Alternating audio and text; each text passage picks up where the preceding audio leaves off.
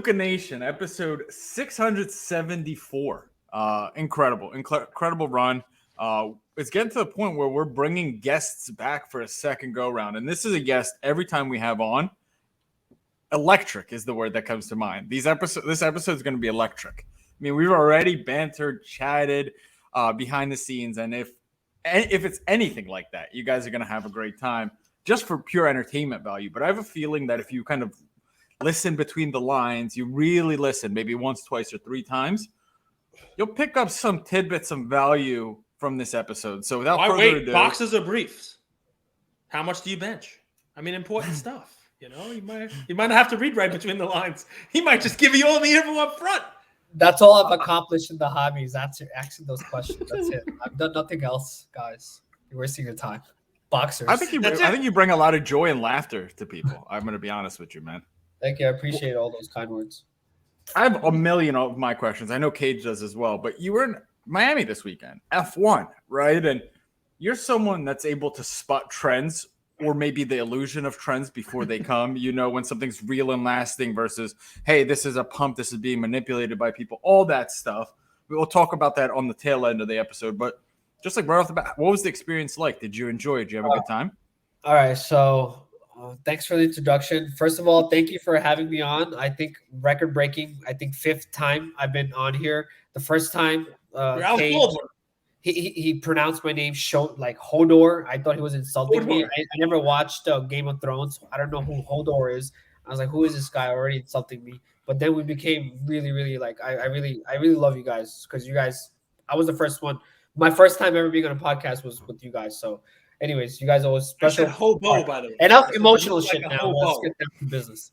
All right. Hobo, not hobo. By the way, ever since we've had you on, perceptually, your life has gotten better. First time we had Shai on, you guys could go back. He had a big hole in his house. He was remodeling it, selling it, doing the damn thing. Now the man has a gold, 24-karat gold mirror behind him. Oh, so the dude is winning, and I for one, I'm happy for you, brother. I really appreciate it. This is just clickbait, so you guys can click on YouTube and see the gold mirror. It is a gold mirror. I love gold. I'm Indian, and it is what it is. And I do have a gold chain on now. So, anyway, gold used to have in your hair. Yeah, I mean, not gold. It's gray. Yeah, I like it. Would you ever get a gold grill? I don't. Whatnot has to pay me. They give me the Lambo, so they gotta. If they pay me to put on the gold grill and do boxes, be a breaker, I'll put on the gold grills. That's the only way because I'm not doing. All right, listen, we got to get into it with this guy. Yeah, F1. All right, F1, you were there, but before we ask about F1, if you were able to lock Adam Lefkoe, Ken Golden, and Jeff Wilson in a cage, and only one of them was able to come out alive, which one would you bet your money on? Wait, physically strength or like only one's allowed to leave alive? Two of them will be dead in the cage. Lefkoe is a big dude. I know Ken Golden. He's like he benches 240 is what he told you. Andrew does not believe that, by the way. I don't. No, Ken Golden has like a sexy, scrawny body. You said it. Club. No. Stop. But Adam Lefkoe is a big dude. He's like he has physical like it's a solid dude, and he would kill. Who's the third one? I can't remember. At National, he was crushing the elliptical. Yeah. I remember walking. Adam Lefkoe is my boy. Yeah, Adam Lefkoe all day long. So that's it. Lefkoe, he takes out Jeff and Ken dead on the cage floor. He's the one, money in the bank. All right, beautiful. There you go. Okay, now we can talk F1. I had to get that out. I knew you have insight into all three of those guys. Okay, random, but F1. So that's all I do, random. I'll just run the story real quick. So I never watched. I heard about F1. I know it's money, this, that. It's not my thing. I know billionaire buying teams, transfer fees of a race car driver, whatever. But I was not into F1 to be very honest. I know there's a Netflix show. I haven't even watched it to be very frank. So how the hell everybody thinks I'm in F1 mode? I'm not. I know how to I'm just a collector and I know what people want. It's just Gary Vee type of mentality of seeing what the psychology of an average collector or what's going on. So I ended up getting some giant F1 cards, crazy cards in a big trade with our overseas clients, with me and Mark, Empire Sports Cards and we got it from Australia. Damn, I forgot his freaking name already. He's going to kill me. But anyway, it's on a page. We did a big trade. We took half the risk was the mantle that you probably seen. It's on my page, and the other one was all F1. So the mantle, the safest, holiest grail, everybody could admit, blah blah. It's a mantle. Oh my god, you got a mantle. Good for you. But then the other one was F1. Holy shit, that shit is junk. It's crazy. It's like 2,000. You know me, I'm crazy. So I had to be like, yo, we're gonna take this deal. I want some safe and lock in some profits. And I think F1 is something good. So then fast forward after we got it, we're like, hey, there's an F1 race in Miami. I was like, oh, should we go? And me, us thinking, it was like, and in the meantime, one of the cards we already sold in the F1 deal, and we made profit on it. So we're like, let's try to have a little business trip. We started this random fund as a friend. You know what I mean? It keeps like getting bigger and bigger without us even trying to be honest. I'm not trying to brag or anything, but we're getting some F1 cards. Let's go check out this F1 vibe. It's in Miami. You're young. I'm young. Let's go there. You know what I mean? Check it out. So we booked the ticket last second. Ticket prices. Day trip. Arriving in the morning, leaving at night, like a businessman. Yeah, it was legit a day trip. And mind you, I was at a communion. I didn't even know what a communion was. I'm not Christian or anything. And it was shout out to AMC Sports Cards, my boy Augustino, Italian dude, collector, great guy. I went to his daughter's communion. And then literally 5 hours later, I had to get on a If you flight don't know what a communion is, guys, check out Shai's stories or his posts. It is a get-together of people who stand in a circle as a camera travels around them in a circle, and they hold up sports cards. Yo, that's dude, what happens at communions. When you're there. Side story: if anybody's having a wedding or an event or a birthday, get that 360 camera. You feel like you're on E! News. You feel like you're a celebrity. You feel like I'm gonna puke. No, you just stand there. The camera turns around you. It's a physical camera. You just stand there. You're not spinning. You just stand there. I'm watching it. I felt like I was gonna puke. Until I saw those. Is it that new Snapchat drone camera? Is that what you guys are talking about? No, you sit on a stand. No, you're in the middle. The camera goes around you. It's like a 360 camera. You know those use red carpet, the Grammys, the Oscars. You know those celebrities? They have those shots. Whatever. Yeah, I'm one of those. I thought that was just a really athletic videographer. So yeah, Manny running around in circles. Yeah, highly recommended. So we end up going there. I don't know anything about it. We took our cards there. Like, yo, it'll be some good content. You know what I mean? Like, we'll take a photo. Maybe George Russell, one of our big cards we picked up, he'll be driving in the back. Have a photo. I took it, posted it. Guess what? Golden loved it. They fucking posted it. And I was like, all right, I'm doing something content right? I got a good photo. I'm a regular dude. Why are they reposting with my fingers? You know what I mean? It's like me. So that was like a hit. So we go there, 2.5, 3 mile track. We got on the wrong side, 100-degree weather, sweating like balls. I had a whole nice white outfit on, I have a whole backpack with like a white Mercedes. I'm a Benz guy. I'm a car guy, by the way. So this is not even fake. Like, go to my page all the way at the bottom. It was a car page. I'm a Benz guy too. And I used to tune my cars, the bi-turbos, tune in, soup it up, 600 horses and all that. Put huge sub in the back. Huge sub in the back. No, I wasn't that. No, I didn't have the sub. In your Subaru all-wheel drive? What place did Russell finish? He finished 5th. So that's actually very, very good. He's a rookie. He's like the Luka Doncic-ish. No, he's not. But he has finished in the top 5 every race this season. Right. I think that's a decent accomplishment. You don't think so? Not many podiums, but top 5. He also is a gambler. Did you know the gamble he made this race? No, I didn't. He made a great call in the race. I mean, you're a racer. You got all your money invested in them, but you don't care about F1. You just know where people are going to go. But Russell, he waited to pit, and he was at the end of the tire life, and he his guys are on the horn. He's on Lewis Hamilton's team. He's on Mercedes' team, and they say, "Hey, do you want to come in and pit?" And he's like, "You know what? I'm going to stay out, and maybe we'll get lucky, and maybe we'll get a safety." And literally, the next lap was when you had that collision, and you had Lando Norris's tire came in, boom, and it was nice because young guy, cool, the whole 9 yards, right team, maybe kind of passing Lewis Hamilton, taking the reins. Yeah. Not where I'd want. I mean, those cars do not run as well as Ferrari has the car set up for Leclerc, and I mean, forget about it. The Red Bull car that Verstappen's running on the straightaways does 7 or 8 miles per hour faster than what anybody else is put together on the rigs. What is going on? But I mean, it's a lot of fun, man. He did really good. I mean, Russell, he had a very good race. Coming top 5, he passed Hamilton, but a nice little move to pass Hamilton. The way you're talking F1 right now seems like you got fucking super fractors 101s for days. No, I just watched the race. Okay, so Andrew watches the game. I watch the race. I respect that. Every lap That of was it, more too. information than All 57. I actually have that F1 card. I don't even know that.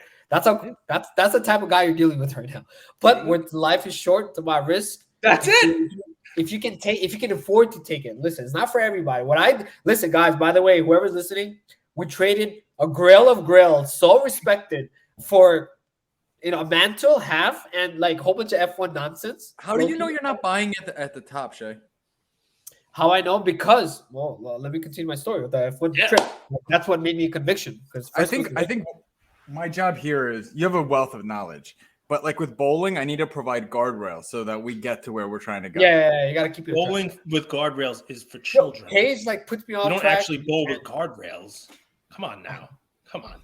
If you've met Shay, he's not a child. Adult in a child's body. No, man-child. I'm actually a man-child, guys. It's sad. All right, shoot. So what gave you conviction? So we go to F1. I'm sweating my balls off. You know what I mean? I have to walk 1.5 miles. Very angry. I had like a black shirt on. It looked like I had dandruff on. It was very embarrassing, low key, guys. It's not dandruff. Anyway, so we do that, and then we finally get to the stand. Long story short, I'm gonna cut it because we got tickets. We got ripped off. We called Amex Platinum, be like, "You fucking ripped us off." We had a sand section. The Car Talk Pod guys, Lujanu, and the Tyler and what's his name, card collector Ryan. They're all like F1 pump. Yeah, F1. They're pumpers, you said? No, they're not pumpers. They're collectors. Sorry, the biggest hobby, the most worshipped people in the hobby. They're collecting F1. So don't blame this guy. I'm just following. I'm just a little guy. I'm just trying to take their lead. You know what I mean? Don't. They're the influencers. They're the guy you should be going after. Leave me alone. I'm not going after anybody. No, I see Levine post too much nonsense of one comment of negative F1. Anyway, we get sidetracked again. Andrew has that face. So I go there, whatever. Dude, what I experienced is literally insane passion, man. People were so deep into it. I bought a F1 shirt, a Mercedes, a Hamilton, button down, whatever, for $120. And then I go there, I'm thinking I'm cool. Freaking every other dude had one. I thought $120. This is not worth it. You know what? It's just a rich man's game. The people were screaming. It was very, very lively. And guess what?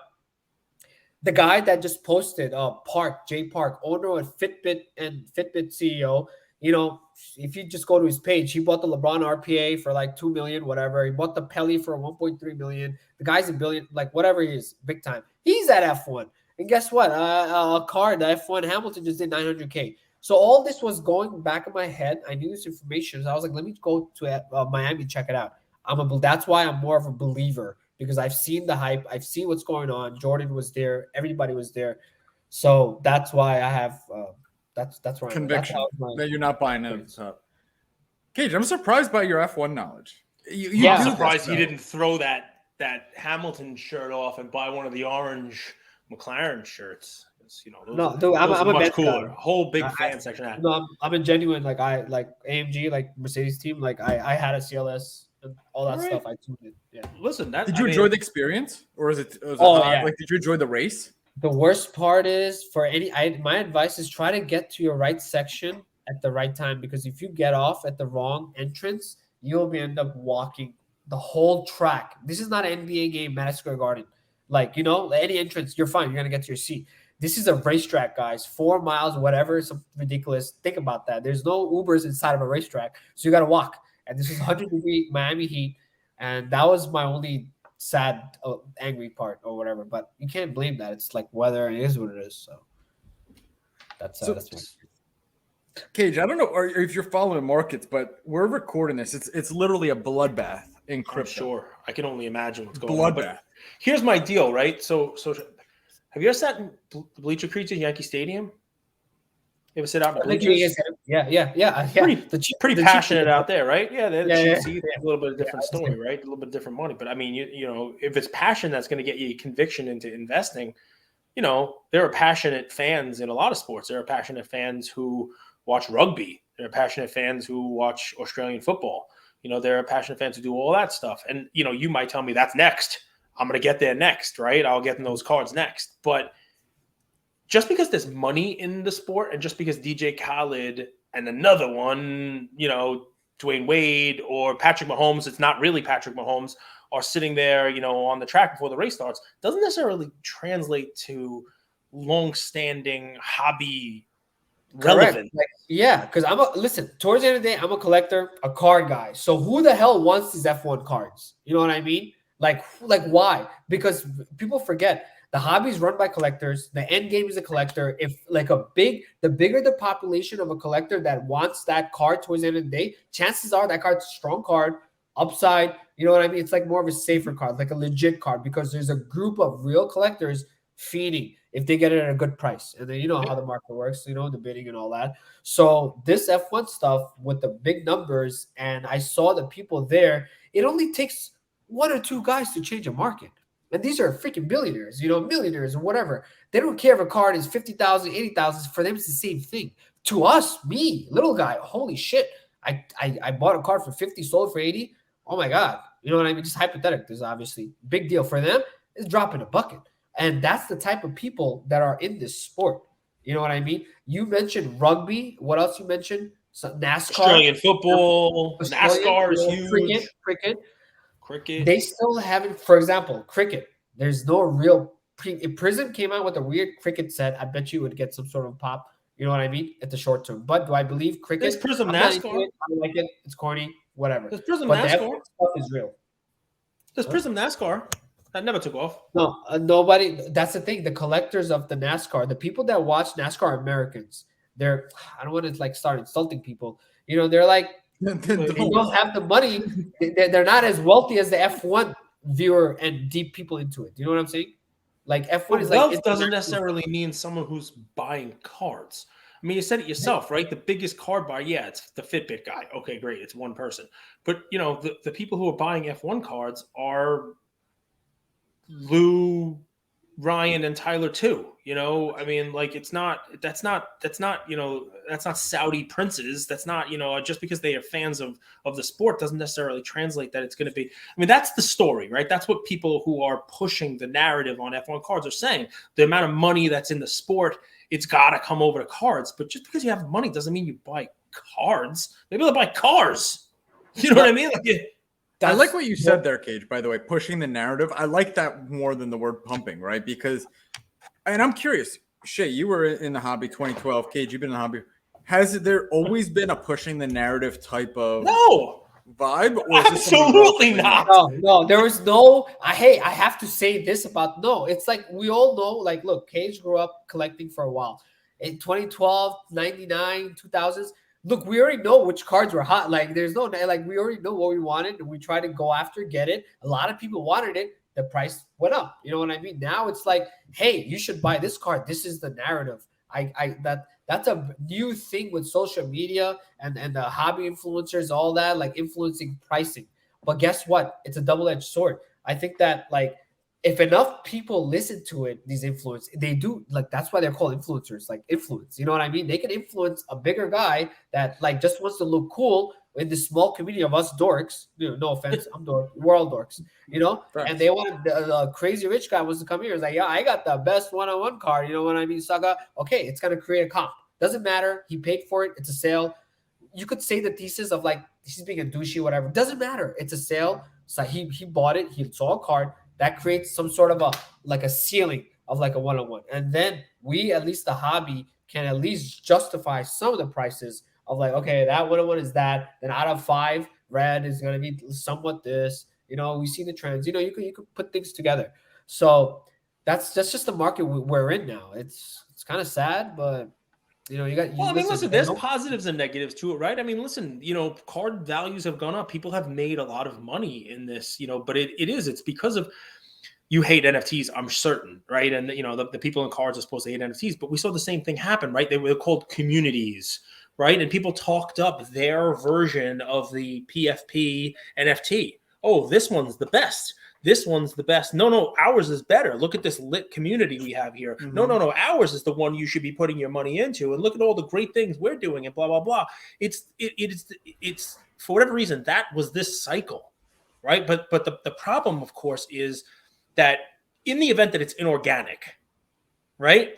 Yeah, you can convince one person with money that they need to have F1 cards.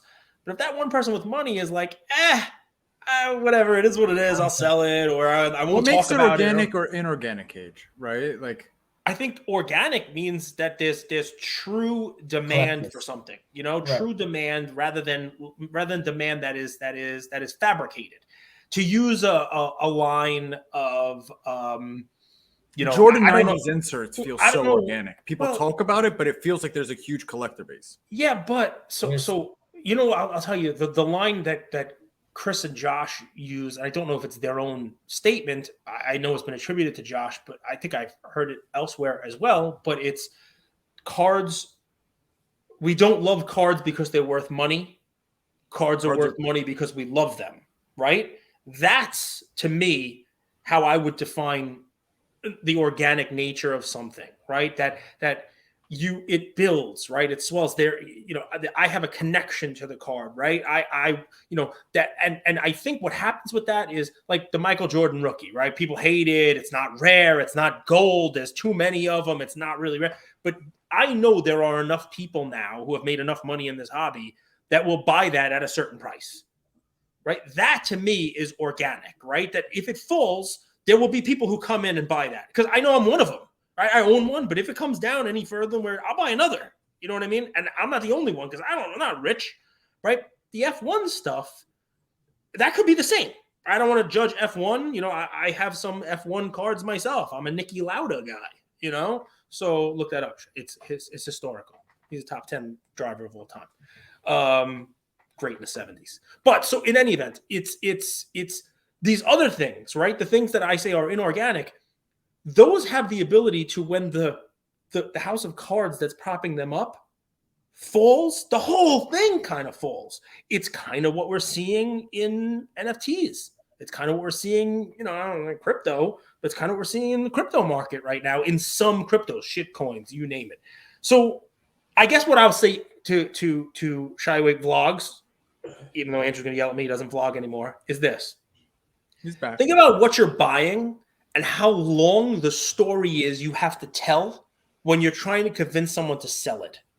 The shorter the story you have to tell, the more organic the demand for that card is. Yeah, the longer the story you have to tell, the less organic it is. If you pull a card out and you put it on a table and everyone around knows what it is and they all want it at a certain price, easy.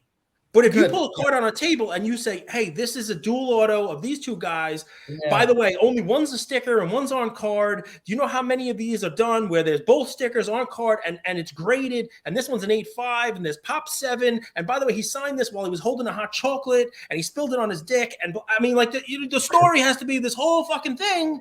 All right. Well, guess what? It's not the same. You know what I mean? So like, anyway. That's great point. You don't like that hot chocolate? That's painful. That's one of the things that in the fun that me and Mark kind of like are doing right now. I like to pick up cards that are so easy to explain. My mom literally can't speak English. Like I don't want to put down my mom right now. I don't want to tell her negatives. Immigrant. Like, can't speak. I love my mom. But anyways, like she doesn't, she doesn't know cards. Like, I'm like third world country. We're talking like, Nana. Like, a little baby almost, leave my mom alone. Anyways, so if she could, we love you, Mom. He loves you. We get it. If she could understand, oh, that's Michael Jordan autograph. Oh, okay, I know. Obviously, who doesn't know? That's LeBron James. I know LeBron. They both signed it. Oh, that's rookie year, first time ever together. That has to be worth something, right? Yep. Like it's a kind of special. That's meaningful. That's the type of stuff that I like chasing. Like. Very less story. No, I don't need a story. It is what it is. You see, like the mantle, dude. It doesn't need a story. Put it down. Everyone knows what. That's why I got it. You know what I mean? Yep. It is what it is. Like you got a mantle. You got a mantle. That's it. Yep. Done. So I love those. Nice centering on it, by the way, too. Great eye appeal on the one you got. Nice centering on it. Yeah, dude. I was like, holy shit! Like this looks too clean. Yeah, it was a no-brainer. But then we took the risk with that foot, which we're doing good. That's why we ended up in. Miami. Listen, I think F1. Obviously, people are watching it. My son and I watched the whole race for like an hour and a half. That's the other thing. And I had never watched a race before this past weekend. I watched the Miami race. It is perfect for this generation with no attention span. It's just constant action. And it lasts for not 50, not 500 laps, 57 laps. Yeah, you know what I mean? yeah. And it's done. It's over. And and it's quick. And then they it's get to like, follow their favorite driver on social media and kind of feel like a part of their life. Because It's a a whole lot of community, whole F1, vibe. Like I saw that. Like there were real fans of certain players, like Vettel. Right. Like I saw the passion, man. He These doesn't get guys enough love. have money, and He they're won into 4 collecting. times. Look, if there was like a nice, like a die cut of the F1 car with Hamilton written on it, it was like $800, like hypothetically, first edition. This is a whole different market, by the way. This is all hypothetical. 800, they'd be like, I want that. But then they only made 100 of them. They put it up on eBay. Next thing goes for 8,000. It's a collectible market. Who wants it? You know what I mean? Cards are just the same thing. It's a collectibles market. I feel like the people that are in it. Listen, full disclosure, I only have 2 F1 items left. We got a George Russell Superfractor 101, and I have a 2021 Topps the second year F1 chrome sealed a case. That's the only thing. We actually sold the Hamilton already at the race. By the way, that's another announcement if you want to say. We sold the card at the show too. So fuck it. To someone who collects, someone you knew before. I Kind of in the works. You don't have to tell me who, but it wasn't like you didn't sit down next to a race fan who saw your card and was like, I'm going to cut you a check. No. Because that would be interesting. That would be interesting to hear, because that would mean that the fans who are out there are, the money fans that you're talking about are actually going to be able to be, become fans. It's funny you say that. When I was trying to get the perfect shot of me holding the thing in the sun, the Superfractor with the car in the background, me just trying to make some content. A lot of people, I saw the eyeballs, like, what the hell is this? He's holding this gold shiny stuff, sun lighting, rainbow, you know what I mean? It's a Superfractor. You're an attraction, Shai. Uncomfortable. I felt uncomfortable. I just want to take something and just like, leave me alone. Dude, I have to admit something. I didn't do it because I thought better of it. I actually like you. That dude who was walking around the pit from the Sky Broadcasting and he thought it was Patrick Mahomes and it wasn't Mahomes. I don't know if you saw it because you were actually at the race. You weren't watching on TV. And it was, what's his name? Paolo Banchero, the guy from Duke. Anyway, right after that, they were just having him go up to anyone. And he walks up to a dude with, like, he's just all tatted up, sleeved, you name it. He's got gray hair. And he says, I don't know who you are, sir, but I'm coming to say hello to you. I want to get to know you. Who are you? And the guy says, I'm a social media influencer. I was going to make a video, put your head on that guy at the F1 race. And your editing skills are getting better. Insane. I can't do it. And I didn't do it. But you're right. You're an influencer. You're doing all these fun things. You're at the stuff. I'm not an influencer. But wait, you called me an influencer? That's all I want to be known as. One video, dude. There's one video you made because I love the pizza shit. I love the pizza videos. I love it. I think the pizza stuff is great because it's grounding. It's human. Anyone can do it. You do it. You're funny. There's one. I forget what card you have. You got your little like leather around the card. It might have been like a Kobe Gold Kaboom or something like that. You're sitting at a table. You're outside. Right. Yeah. And you're about to take a bite of pizza. You got the card. You're holding the card up, and some dude comes walking behind you. Right.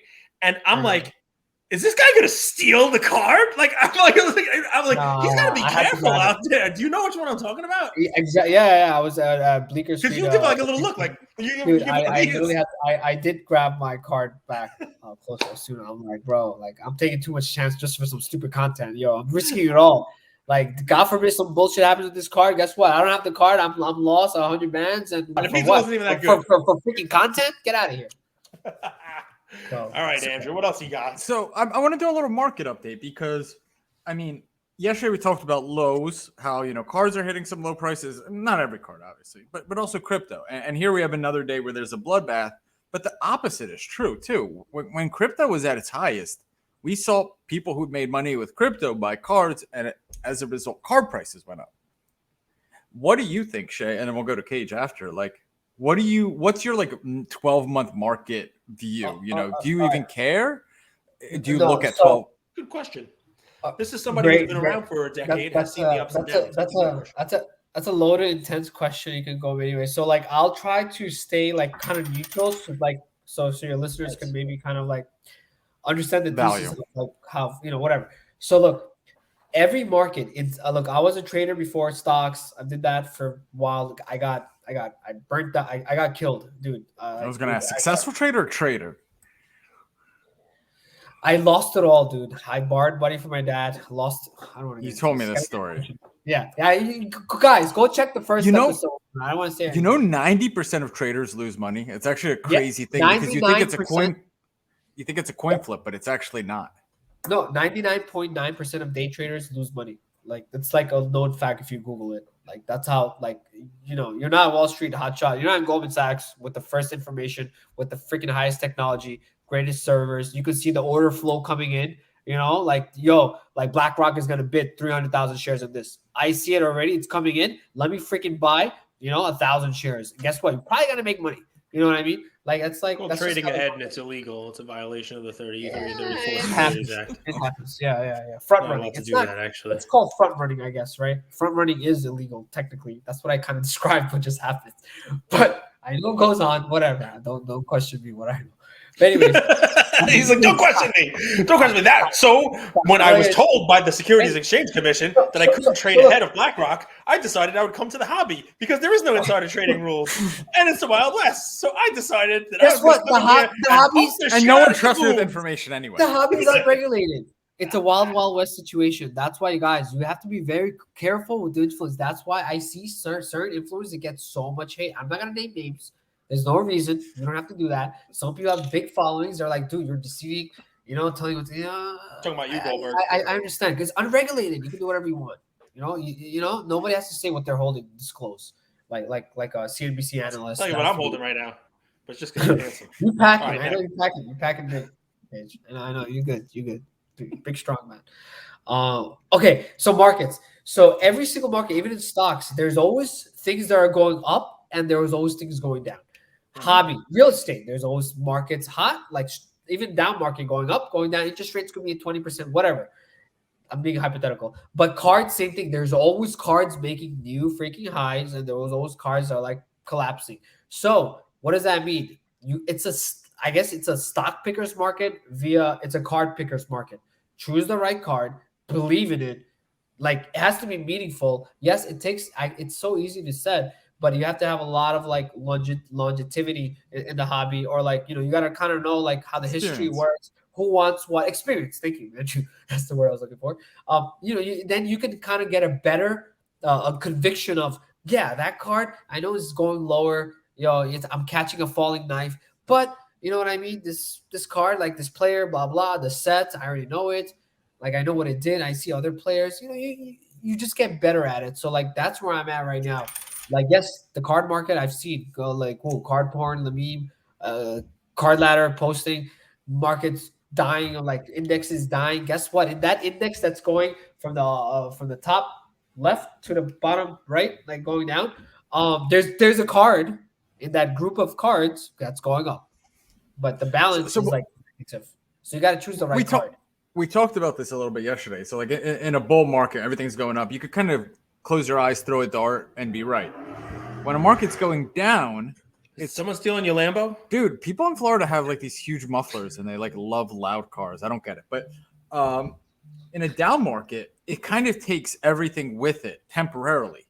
But then if you have conviction, experience, you're able to pick the right next winner, right? Because it wipes out 99% of gains, but there still are going to be the 1%ers. And I'll go to you, Cage, because I want to hear your market update. I mean, there are people in the hobby with convictions, right, Shai?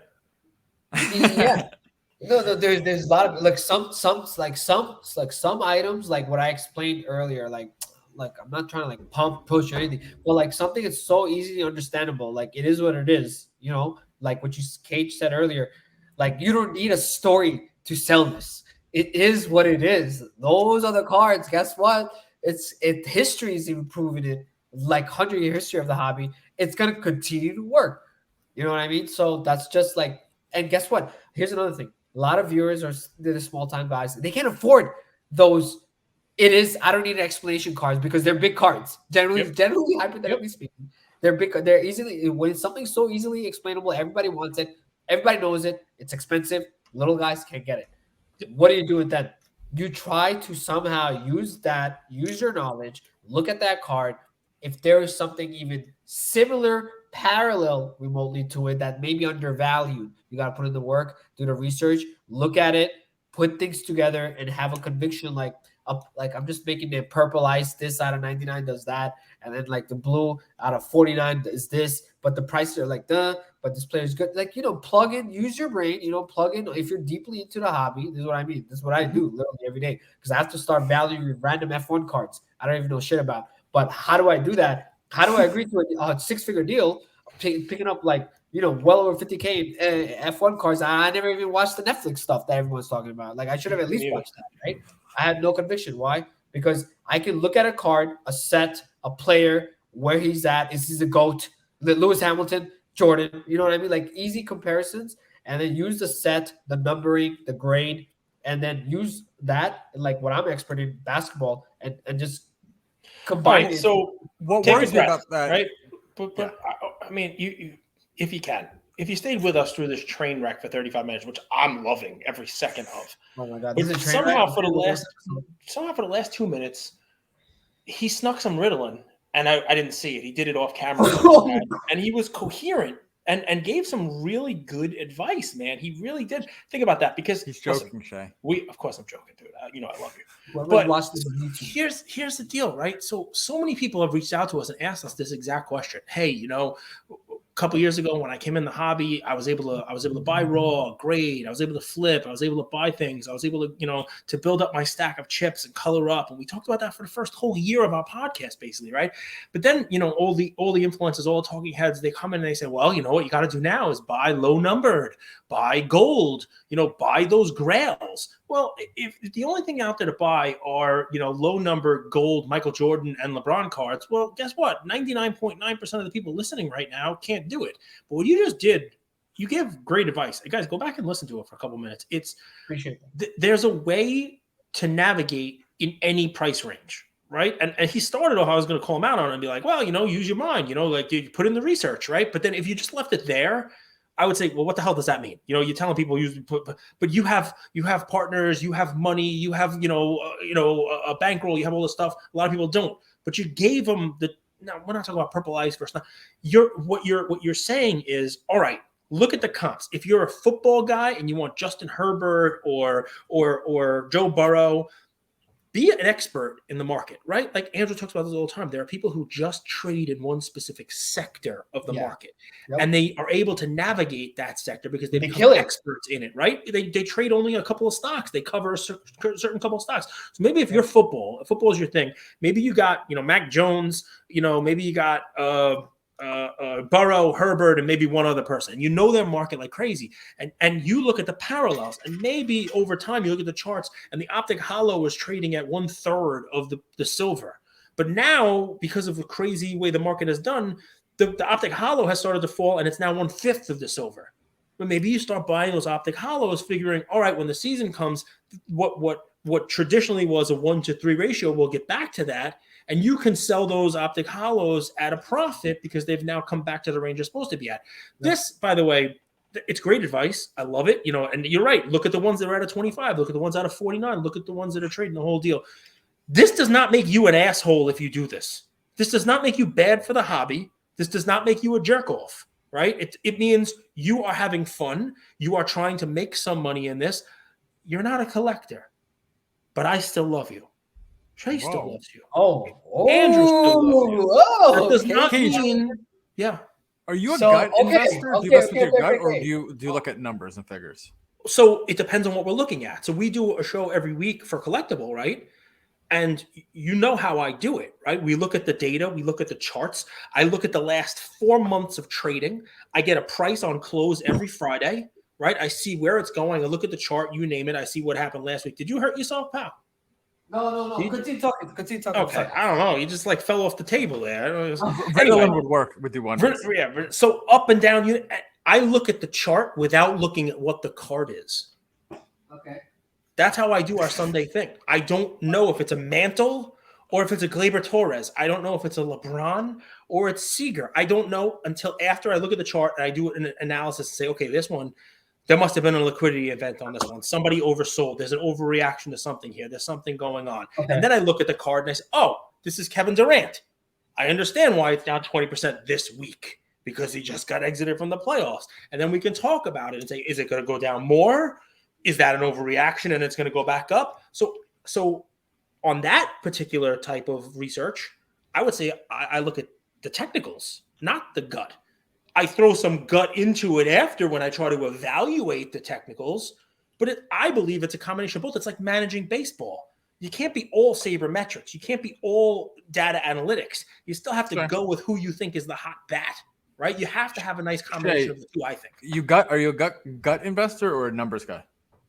So I graduated with the economics degree. I love math. Like I enjoy it. I feel like every time I see a math equation, like PEMDAS or anything, I see it as a challenge. Like he was telling me the other day, he mops after he lost all his money in the stock market. He was mopping floors and he walked past the blackboard and there was a formula on it. He just had to solve it.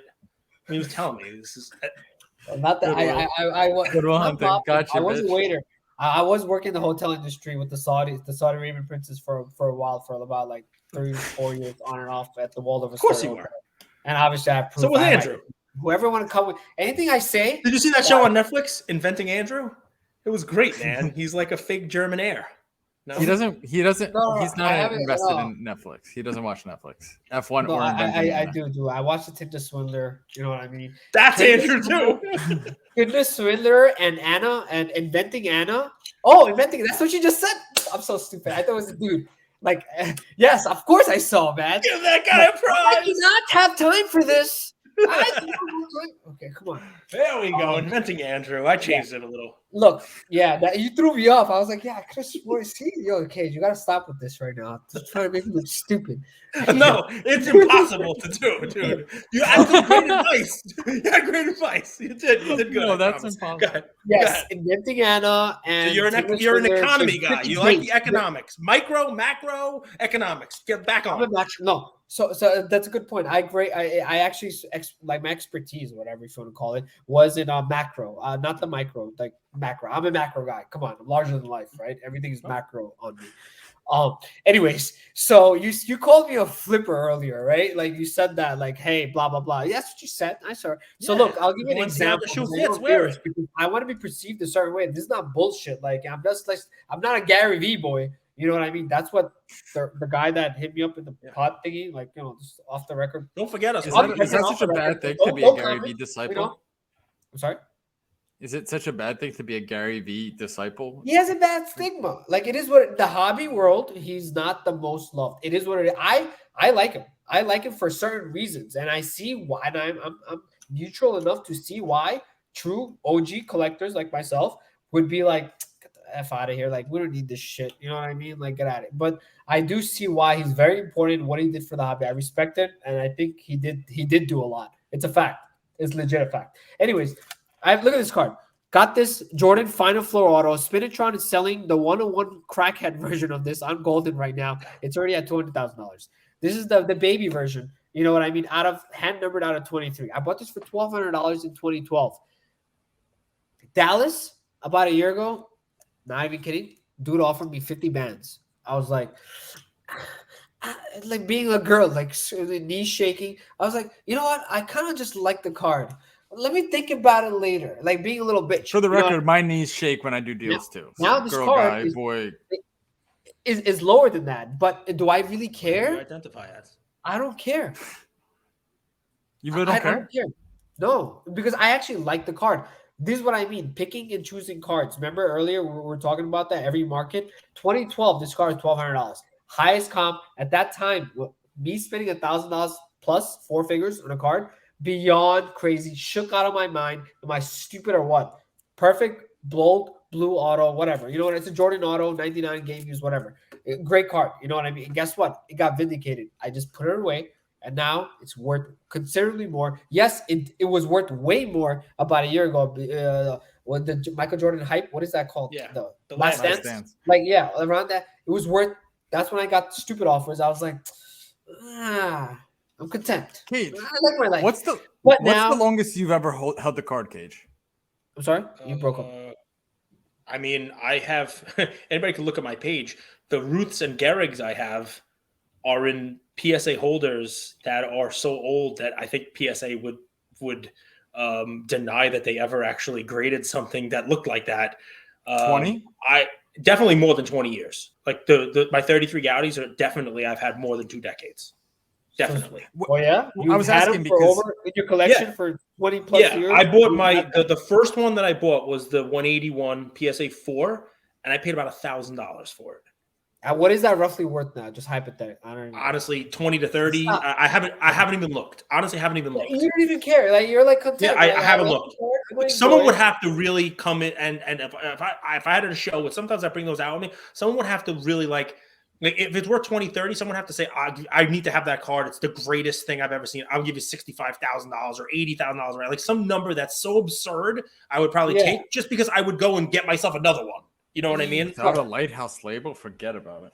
Yeah, well, but I don't care about the label, no label. Exactly. He's a collector. That's why this show is valuable, guys. You got a guy like Cage in the helm. But let's not shit too much on Gary V. But let's not shit on Gary because you don't have to just be a Gary V. I'm not shitting. I like him. I just said I like him. But let's tell this for 3 minutes, okay? So I had those cards, and I had those cards for decades, right? I bought my Koufax. I have a Christy Mathewson that I bought for like $200, a T205 gold board. I bought for like $200. You know, right when I got out of law school and I wasn't married yet and didn't have kids, I was like, I'm gonna buy some cards. I got some money. You know, I always loved cards as a kid. I'm gonna buy some cards. I'm gonna put them away. These are cards I remember. You know, Babe Ruth, Lou Gehrig. You know, I almost bought a whole Gowdy set with a Nap Lazio, but I didn't. You know, it's too much money, $17,000 at the time. I wish I did. It had Babe Ruth 6s in it. It's absurd, but I didn't buy it. But I held those cards. We progress to 2017, 2018. I see that it's coming back. I see, I did all the UFC stuff from 2010 through like 2016, 2017, 18. I start buying cheap cards. We're talking about 2012 Prism, 2017 Prisms, 2018 Prisms, right? You know, in 2018 when they were there. The 2012 Prism was like my baby. And no BS. I'm 40-something years old when this run starts. I still don't have a Facebook page. Okay? Yeah. I'm too young for Facebook. I used to say I'm too old for Facebook. He does his damage on IG right now. But I do my damage on IG. I did not have an Instagram page. Right? I have LinkedIn. I'm a professional. I'm a lawyer. There's a page. I did not have an IG page. Do you know how I got an IG page? I was on Twitter, right? I had a Twitter account. And I posted that I had just gotten back from PSA, like 20 clay PSA 10s, 18 with a couple 9s, PSA 10s that I paid $5 for and $8 to grade. Right? I posted a picture of them. Right? Then I posted a picture of some Derek Jeter 93 Topps golds that I was buying. Right? And the next thing I know, what was this? 2019? End of 2018? I get Gary V reaching out to me through Lou Janot, your F1 guy, saying, hey, where'd you get these things? What's the story? And I'm in Gary's office, which, by the way, is like the same office that I'm in, right? Same building, same location, right? But I'm in Gary's office, and I'm meeting him, shaking his hand, saying hi, and selling him cards. And then I'm selling him more cards before he goes to the National. And he is the reason I have Instagram, right? He's like, you got to get Instagram account. I want to talk to you. We got to talk about cards. We got to grade. That's how I met Andrew. You heard it. All the joy that has been brought to you over the last 674 episodes. Trace back that catalyst because that's how it brought us together, Cage. But am I a collector? Sure. I got cards that are older than some of the people who are collecting now. 100%. Right. Not just older. I have cards that are over 100 years old, but I have cards that have been in my possession and never traded, never sold for decades, literally decades. Beyond that, I also did the flipping.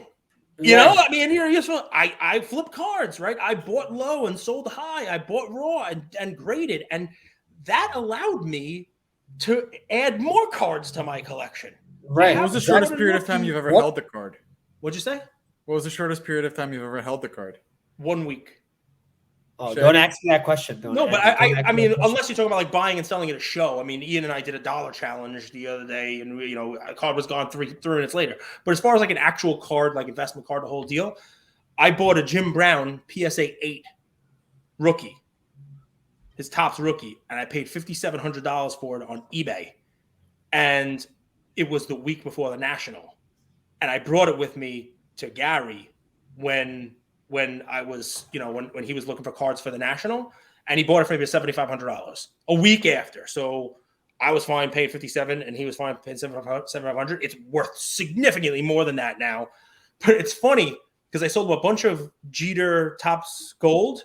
I think I've told this story, guys. I apologize if it's out again. And I sold them to Jim Brown. If you go back to Gary's like Twitter, from when he went to the National that year, when it was in, impossible to find. He's tweeted infinity times since then. I'll give you the picture, but you can find it. It's him holding up Jim Brown and Derek Jeter in the airport with his hat on, and I had sold him those cards the day before.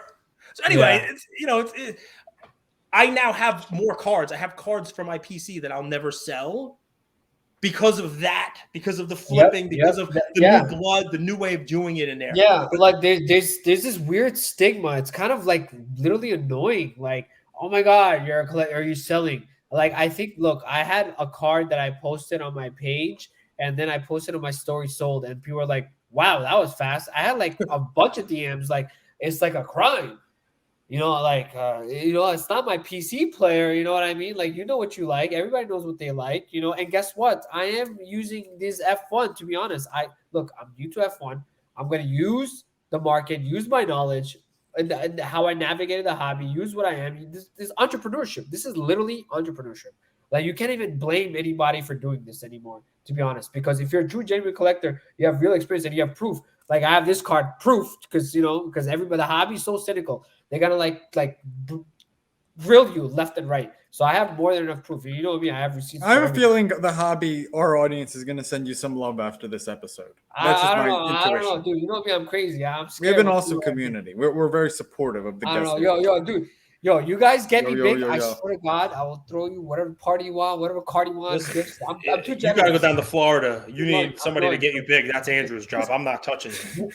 Why I'm generous is because, honestly, look, still this is all a fun to me. It's a challenge. It's a mental thing. This is why one of the main reasons I love the hobby. It requires so much critical thinking that it keeps you stimulant. It's like a drug on its own, because imagine you have a 6-figure card. Somebody gives you 20 cards, all different values. You could look at it right now and be like, is it a bullshit deal or not? And you know what I mean? You could look at deals like you have to be quick and thinking and all that. And it's a challenge, and I enjoy it because now guess what? I'm getting now introduced to new markets, because you never know who's going to give you what for trades, and you have to be prepared and you have to do the work. So that's why I'm almost forced. That's why I'm into F1. I'm into soccer. Like, I went to Hawaii 1 day's notice, crazy wild trip. Literally flew to Hawaii in 1 day to pick up the craziest Ronaldo card in the world. That's gonna probably make headlines.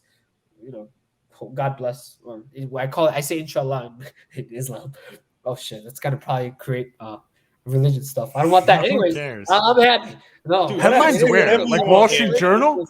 Wall Street Journal headlines, card ladder headlines. Yeah, he's already been on TV in Asia. Card porn headlines. We were in the same news broadcast. This dude and I. Speaking of, is that right? Yeah.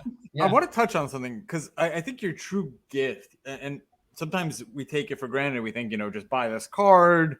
What's the best card to buy? I think one of your best talents is you're willing to hustle. You're willing to do things on short notice, make moves, make yourself uncomfortable. No one, like, traveling isn't that fun, right? Like, it's not that fun. You lose time, but I see stuck in Hawaii. That was probably fun. Yeah, we were stuck in Hawaii for like extra delayed flight, but it was Hawaii. You were delayed here. You were delayed here in Miami too. And then I was delayed in Miami, but that was inside the airport, which was like not. Notice he didn't get delayed in Minnesota. He got delayed in Miami. He got delayed in Vegas. I'm thinking, there's some coincidental. I never went to Minnesota. I know, which is why you didn't get delayed there. But I think where Andrew is going with this is, we love having you on because you're real, right? You're going to make mistakes. You're going to buy things that you shouldn't buy. You're going to sell things that you shouldn't have sold. You're having fun with this, and you're unapologetic. I'm going to hustle. I'm going to buy cards. I'm going to flip cards. Go ahead. Speaking of this, thank you. Like, not everything is glamorous, guys. I swear to God, I've definitely taken losses on big cards. Nobody wants to see it. I can tell you which market that I don't want to play with because I didn't have success. Brady market. Straight up. I'm sorry for all you bought at the top. I guess, yeah. Now looking back, before the pre-retirement, before he announced he's coming back, before that, this happened. I bought a Contenders Brady. I took a loss, around like what? Maybe thank God it was. That's why it's good to have a partner. You know what I mean? It was like a 7. You share. Only half the loss was mine. You always Yeah. find level-headed partners too, which I think is important for you. Oh, me and him Yin be yang. crazy. Nobody could deal with mom. I love the kid, but that's why, because I'm crazy. He's crazy. So we figured out that we could deal with each other with being like cursing each other out, top of our lungs. But like, good job, man. Good deal. You know what I mean? We killed it. Like literally 2 seconds later. That's just where I don't know. Maybe we're both crazy. Anyways, but the One of Brady you at market, least. I'm done with the Brady market. Like I'm scared to buy Brady cards. Anything Brady, gold, prism. I'm not hating on this market. Like don't think that. But it's just my From personal New York, experience. we do not belong in that Brady market. They're not gonna Yeah, let we us just personal success, not the best. Actually, few cards now. I think about it. For me, it was LeBron. For me, LeBron is not my thing. Yeah? I've never done well with LeBron cards. Interesting. Mine's See, Kobe. this is great. Wait, Cage, what's you now? So you're Kobe. LeBron. I'm Brady. I'm not even Brady Kobe. guy. Or you're not a LeBron guy. Kobe's Kobe's the guy I don't did well with understand. Kobe. What Kobe did you buy? You have the Prism 2012 auto, right? No, Or the silver? The silver. I sold that. I made some money on it. It's just a market I don't understand. I don't want to say I took L's on it, but I've only ever owned 3 Kobe cards. I own the Chrome, the Chrome version of his rookie, the NBA 50th. So I bought one of those. I think I paid like 12 for it. It went My to like favorite 30. card. And then I think I sold it when it was back down. A 10. Oh wow. I'm a The snob. foil. The Kobe foil at one. 50th foil card. Oh, the So- 50th anniversary. Yeah, the 50. So I bought it at 12. It went up to like 30, and I think I sold it on the back down at like 18. So I didn't take an L, but I did all right. I recently sold. I can't say who I sold it to, but I recently sold the Apparitions because it just doesn't fit my PC. I bought the Apparitions refractor out of 100. The PSA 10. There's only like 7 of them. Somebody reached out and said, that this is a card they've always wanted. They're a big Kobe person and blah blah. And I said, all right, well, this is what I paid. I'll give it to you for what I paid. You know what I mean? I don't want to take a loss. Yeah, I sold it. Dude, that's not a loss. You're being like you're being. Yeah, it's more of a market I don't understand. A loss. I mean, I've So definitely you're lost. good. You're an expert, dude. No, I've lost money on a lot of stuff, but you know what it is, man? And when we finish recording, I'll probably remember 10 of them, right? He's been in this for 4 decades. No, His I losses tried. are NFT driven. Yeah, there's a lot. I get it. But I try not to dwell on them. I used to a lot more. You know what I mean? Look, you take a loss, but I took a loss on that. Maybe I lost $5,000, but I took that $5,000 and rolled it into something else, and it became a win. You know what I mean? Like it became a great, like this was a good move, or something like that. You know what I mean? So, I mean, cards that I've taken L's on. I mean, anything that you bought last year in the first quarter, you took an L on. Anything, literally anything you bought last year, you're probably selling at a loss. Not F1. I mean, even some F1, man. I mean, like I want to say everything. I can't. The Chrome, something that's going up. I mean, generally speaking, everything. But if it's a certain market, Kobe cards definitely went down. Like it dropped. It's a fact. Like it is what it is, though. But look, there's a million Kobe auto. Here's one. I bought a natural born thrillers Jordan last year after I had a bunch of money in the golden auction. Okay. Right. So I bought, PSA 10 natural born thrillers. I think with the buyer's premium, I paid like $7,200 for it, which is really high. Might have been like the most paid, or maybe somebody paid $8. It was one of these like, it was after the Last Dance, a couple months after, and the whole deal. And I bought that card. I love Jordan. I like that card. It's a cool looking card. And I got into extended bidding and was like, I'm just winning this. You know what I mean? Like I don't even care. And I've rejiggered my collection a little bit. I've rearranged what I want, and that thing does not fall just like the Kobe Apparitions does. It doesn't fall right in where I'm always kind of rearranging what I do want, what my top 100, what my PC is going to be. And it was in the golden vault, which is like Ken's office. And so I just said to them, they reached out to me and they're like, hey, we're doing a premiere. Do you have anything you want to sell in this? And I'm like, hey, I got one card left in the vault. Go ahead and sell that. It's not $10,000, but I paid $7,200. So you never know. Maybe it'll get close to $10,000. And I said, you want to sell that? Go ahead, put it in. It's in your vault. Not only did it not sell for $7,200 or $10,000, but I've told the story now. And now I'm outing who it was.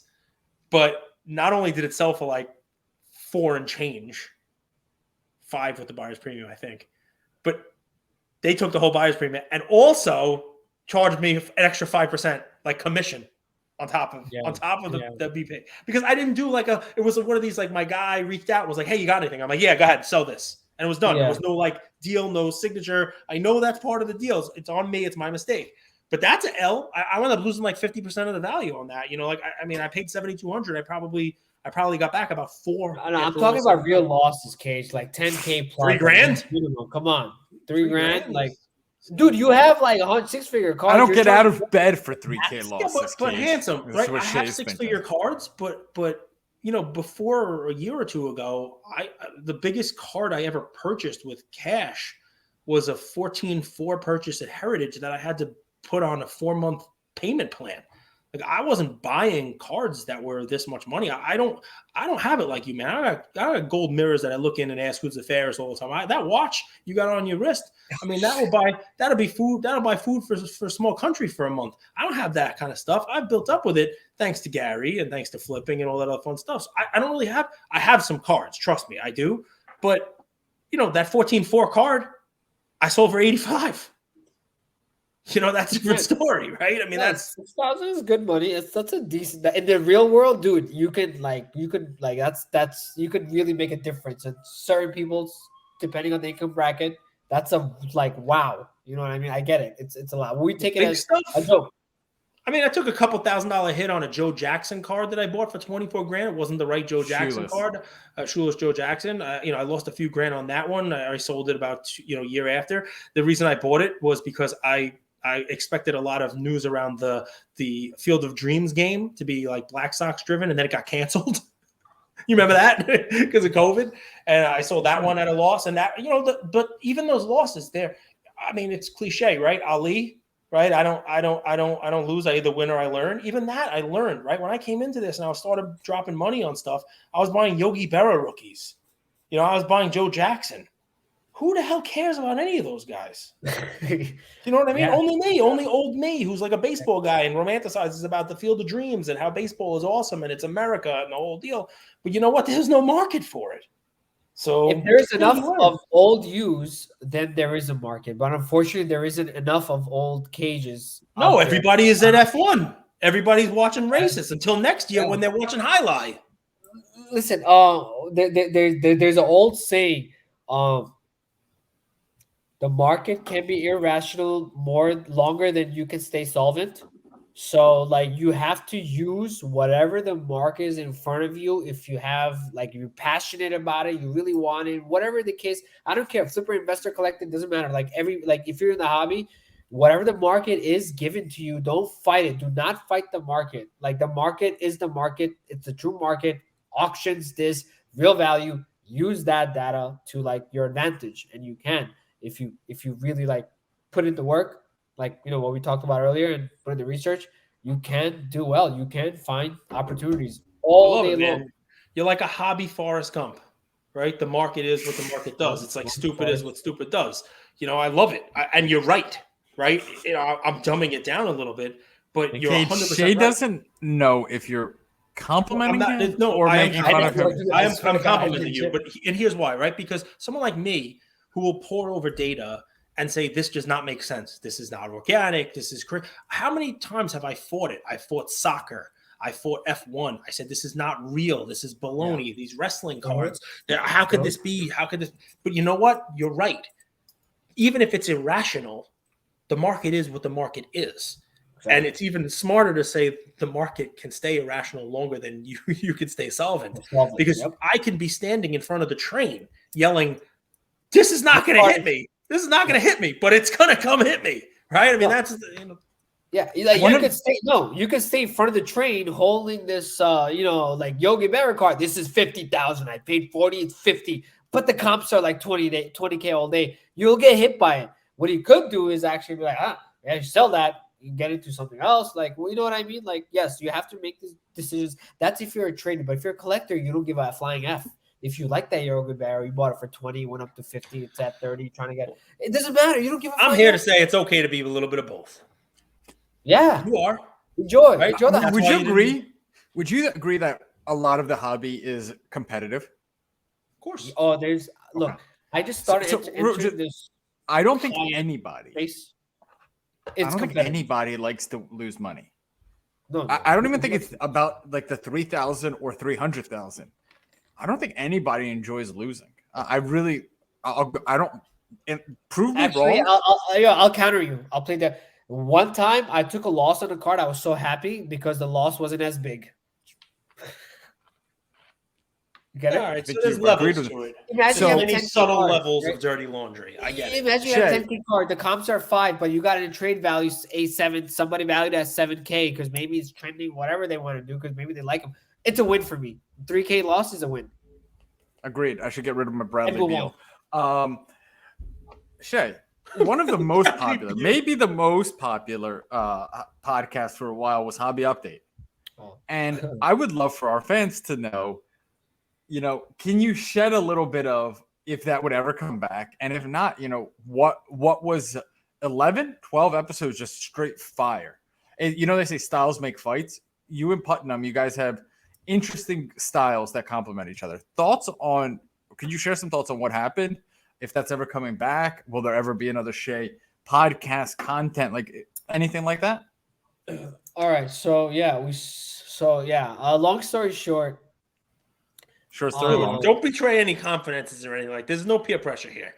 You just say, if it didn't work out, it didn't It's work a out. sensitive subject. It's a sensitive subject. All right. Stop. Is it here? Yes or no? Is it because Putnam decided to buy Chromie Squiggles and No, to focus look, his so- entire so- attention so- on digital art? No, Sometimes things get canceled too soon.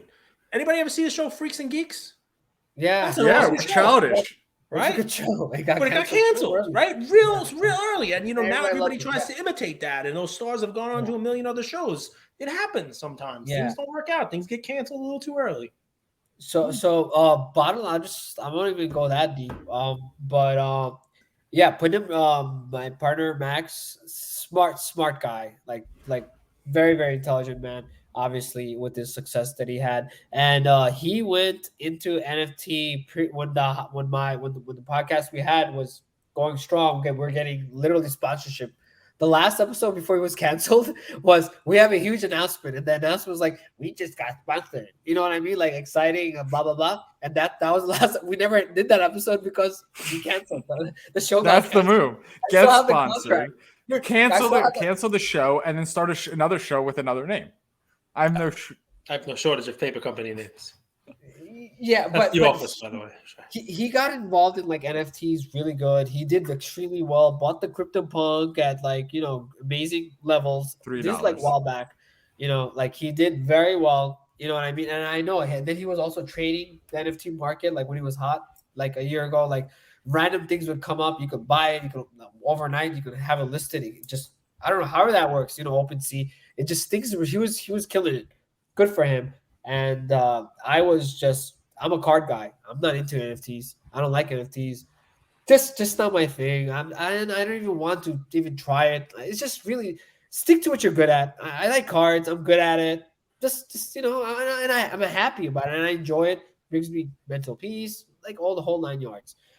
If I really want an NFT, I'd rather buy stock, to be honest. Like an intangible asset. Like, you know what I mean? Like I'd rather buy something that at least is backed by something, like legit, like Walmart and Coca-Cola, even though I can't touch this stock piece of paper or whatever it is. So like that's my thesis. But the times are changing, new age era, all that stuff. Gary V, so he killed it. That's why basically the pod is no more. But major announcement, potentially. I like putting good energy out. Please, guys, I like you too much. Let me just have this and just say it out because I gotta get the energy out. You have 2,000. I had no idea this is coming. This is your platform. 5,000 listeners. Like every single week is like you have another extra 1,000. It's just too much. It's getting ridiculous. I may be having a podcast soon. So who knows what happens? I have no idea. It's all very. Have you ever met Alex Jaima? Yeah, definitely a bleaker. Yeah. Why? What? You guys remind me of each other. Because Andrew has a theory that he's never seen the two of you in the same room. Yo, imagine Alex Giamo and me in the same room. We'd be like, blah, blah, blah, blah, blah, blah. Like, He's trying to intimate that you're the same person. Both. I'm done. I want peace and quiet. Oh, man. go crazy if you heard this. Well, listen, we love having you, man, because I don't know if the hobby looks the same without you. So we from asking Ken Golden about his underwear to to whatever it is you tasted pizza, to whatever it is you're doing on any given week, guys. I don't know if there's anybody listening to this who doesn't already follow this handsome individual, but if you don't, please go ahead and give him a follow, and then follow me too. If you follow him, follow me, because he's got like twice as many followers as me, so might as well work it both ways. If you follow this guy, come on, he's got like a pea brain compared to me. You should be following me. He majored in economics. What kind of fool does that? So anyway. See, dude, you confuse him. You start the line with like you're about to praise the dude, then you hit him with the right hook. It's a rug pull. He doesn't know what that is because he doesn't do NFTs. He doesn't. I just pull a rug right out from under him. I'm in La La Land now. I have no idea what's going on. All seriousness, we love having you on. Keep up the awesome content. Even lean into it more. You know what I mean? There are people out there who put on airs. There are people out there who pretend. There are people out there who have a character. There are people out there who, who are not what they are behind a keyboard, right? I have a feeling whether there's a camera on, a camera off, keyboard, no keyboard, what you get is what you get with you. I've met you at shows. You're literally exactly the same whether there's a camera on or not. So, we need more of that. And, big thank you for doing your thing. Lastly, I really appreciate it. I just want to leave off with this. Look, guys, like at one point about a year ago, whatever, 6 months ago, I wanted to leave the hobby. Like it was getting to me, like the negativity, like, the politics behind the scenes of the whales. Like, I look, unfortunately, I mean, I do know a lot of these guys. I have relationships with them. We've done deals, blah, blah, but like, I know what's going on. And I was very discouraged. I'm like, man, this is like, why are they getting to me? But like something recently in the last few days clicked in my brain, something. I have no clue. I wish I knew what the hell happened, but I'm in a mode. I just like, who are they? Like, I just met these guys in the hobby like fucking yesterday, and why are they letting them get to me? Like they're my mom, my cousin, like who somebody I care about? No, like we share a passion. That's the problem. Like I'm so passionate, and the people that I have whatever these falling out, whatever, they're passionate too. They're legit. Like they are what they are. Differences aside, but it got to me. So, but now I'm in a mode. I'm in a good space. So thank you for having me on. I really, really genuinely appreciate it. Trust me, you guys mean so much more than you'll ever know, to be honest. Dude, big fans, man. And I love people with energy. So yeah. I think people who listen to our show, especially day oneers, we want to bring on people from all walks of life. People I agree with vehemently, people I don't agree with, people that I've never spoken to. It's been an incredible opportunity to have a show like this every single day because we get to meet people, hear their opinions, share those opinions with our audience. Shai, you're gonna go on and do big things. I have a lot of faith in you. You made history today. 574 episodes in, 674 episodes in. I saw you puff, and you didn't give to Goldberg. Yes, Andrew doesn't do it. I don't. And he's giving it up. You heard it here, folks. I need that vibe. So thank you all for listening to another episode of Lucas, Tigers, and Bronzo Mai. I wanted to tell you about a new service that we have starting as of today, and I'm really, really excited to bring it to you guys. So as a part of our partnership with SGC, we got 50 free submissions every single month, and many of you have taken advantage of that. And it's amazing that we could have the opportunity to 650 episodes, 675 episodes in, to go ahead and give back to our community. As people were sending those cards in, they asked, can we send 5, 10, 20 more cards to you guys? We'll pay for it, but we wanted them graded with SGC. You guys know SGC is turning cards around in 13 to 14 business days, have incredible customer service, and their secondary market values are going up day after day after day. And that's exciting for the hobby and exciting for the grading landscape. So we didn't want to just rush into it. We wanted to do it right. And what we did was I relocated here to Boca Raton, Florida. I opened up a P.O. box maybe 5 minutes away from SGC, and I will be hand delivering and hand picking up the cards. So you don't have to worry about anyone else touching your cards. It will be me, and I will update you every step of the way. So here's how it's going to work. I'm going to personally pick up the cards from a P.O. box, prep them, new card saver, new penny sleeve, and deliver them to SGC every single Tuesday. Why Tuesday? Well, It lets the stragglers over the weekend come back through on Monday and gives me a day to prep, and it basically gives SGC the entire week to work on grading those cards. Once your cards pop, only then at the end of the process will you be paying for the service. It's $25 per card, simple as that, and the turnaround times have never been faster. We're hearing right now 13, 14, less than 20 business days. So there it is, 9170 Glades Road, number 135 is the P.O. Box in Boca Raton, Florida, 33434. 9170 Glades Road, number 135, Boca Raton, Florida, 33434. Of course, you could shoot me an email or shoot me a text anytime, and I'm always available. Many of you already have my email. It's iamandrewgoldberg@gmail.com, or my cell phone number, 215-519-9154. Reach out with any questions. I could walk you through the process. I've hopped on the call with quite a few of you, and I'm happy to do that. Love you, Luca Nation.